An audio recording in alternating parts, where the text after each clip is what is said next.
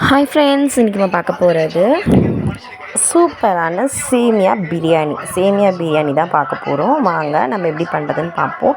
First ஒரு pan வச்சுக்கோங்க. அதில் கொஞ்சம் தாராளமாக எண்ணெய் ஊற்றிக்கோங்க. அதில் கொஞ்சமாக கடுகு போட்டுக்கோங்க. சின்ன சின்னதாக கட் பண்ண வெங்காயத்தையும் ஆட் பண்ணிக்கோங்க. கொஞ்சமாக கருவேப்பிலை ஆட் பண்ணிக்கோங்க. கொஞ்சமாக கடலைப்பருப்பு, கொஞ்சமாக வேர்க்கடலை, இதெல்லாம் நல்லாத்தையும் வறுக்க வச்சுக்கோங்க. நான் சும்மா லைட்டாக கொஞ்சம் தான் உங்களுக்கு காட்டுறேன். நீங்கள் கொஞ்சம் நல்லாவே வேர்க்கடலை போட்டுக்கோங்க. நெக்ஸ்ட் காரத்துக்கு ஏற்ற மாதிரி நான் ஒரு 3 பச்சை மிளகாய் ஆட் பண்ணியிருக்கேன். அதுவும் நல்லா வதக்கிக்கோங்க. இது நல்லா வதங்கின ஸ்டேஜில் தக்காளி, இப்போ 3 வெங்காயம் எடுத்திருக்கீங்க அப்படின்னா 3 தக்காளி கம்பல்சரி ஈக்குவலாக எடுத்துக்கோங்க.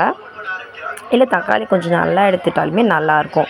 இதுக்கு அடுத்து பிரியாணி மசாலா நமக்கு கொஞ்சம் காரத்துக்கும் கொஞ்சம் ஸ்பைசிக்கும் கொஞ்சம் டேஸ்ட்டுக்கும் நம்ம அந்த மசாலா கொஞ்சம் ஆட் பண்ணிக்கலாம். தேவையான அளவுக்கு சால்ட்டு.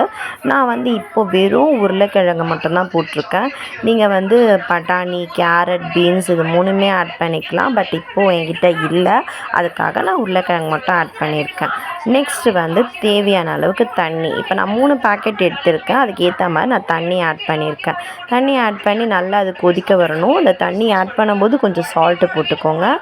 நல்லா கொதித்து வரும்போது சேமியா போட்டுக்கலாம். சேமியா எப்பயுமே சேமியா போடும்போது தண்ணி நிறைய இருக்கக்கூடாது. சேமியா ரொம்ப சீக்கிரமாக சாஃப்டாகிடும்.